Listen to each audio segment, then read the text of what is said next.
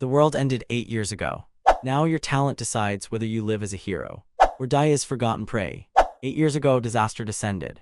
The sky tore apart and a colossal black hole appeared above the city. From it spilled endless monsters, dragging the world into chaos. Space and time warped, allowing alien creatures to invade freely. Humanity was nearly wiped out. The population collapsed and survival became a luxury. This catastrophe was later named the Demon Tide. At the brink of extinction, a mysterious force altered Earth's magnetic field. That change awakened a strange system, a job-based power structure that reshaped human civilization. People began awakening unique abilities, choosing professions tied to special skills. These powers could be used in the real world, and a person's talent determined their limits and future growth. To prepare the next generation, academies were built. Students trained in simulated environments, facing structured systems, difficulty levels, and dungeons designed for real combat. At Jiang City's top career academy, the most important day had arrived. The principal appeared on the giant screen. "You've completed your basic training," he announced. "Today you awaken your talents. Today you enter your first dungeon."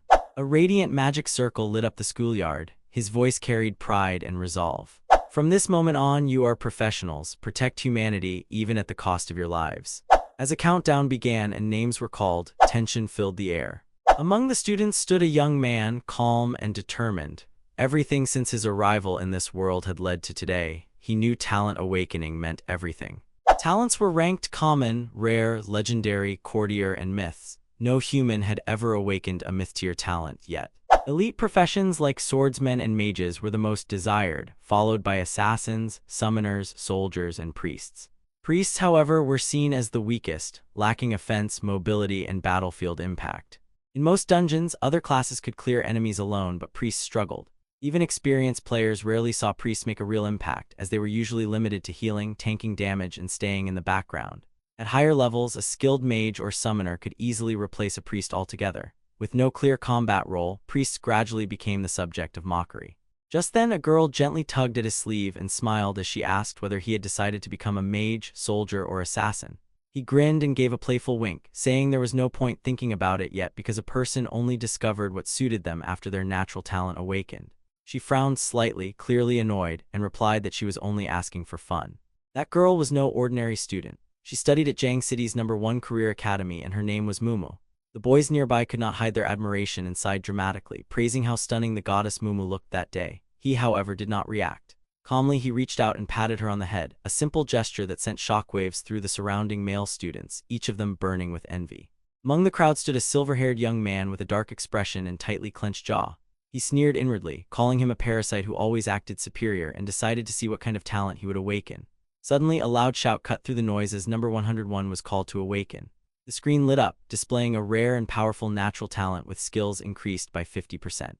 The crowd erupted in shock, with people exclaiming that it was unbelievable and declaring that he was a perfect match for the soldier class, certain he would dominate the academy. The purple-haired boy, number 101, noticed the attention shift, and his expression darkened when his gaze landed on Mumu. He muttered coldly that he wanted to see what an orphan like him had that could catch her attention. He was about to continue when someone placed a hand on Mumu's shoulder, trying to lead her away. She immediately spun around and snapped, asking why he always acted as if he did not care about anyone else's opinion. His answer came without hesitation, as he said that becoming the strongest was all that mattered. As he spoke, his thoughts drifted back to a memory carved deep into his soul, the day monsters overran the world. He had been only a child when his parents dragged him through the chaos, fleeing for their lives. His father urged them forward, pointing toward a shelter and telling them they were almost there. His mother tried to calm him, whispering that everything would be okay. Then, without warning, a monster struck, and the violent blow sent all three of them flying apart. Terrified, he screamed for his father. But his wounded dad shouted back, telling him to get inside and saying he was fine. Even as his mother was dragged away, she turned her head and cried out, "You must survive." At that moment, the shelter doors opened. Someone spotted him and shouted that there was a survivor.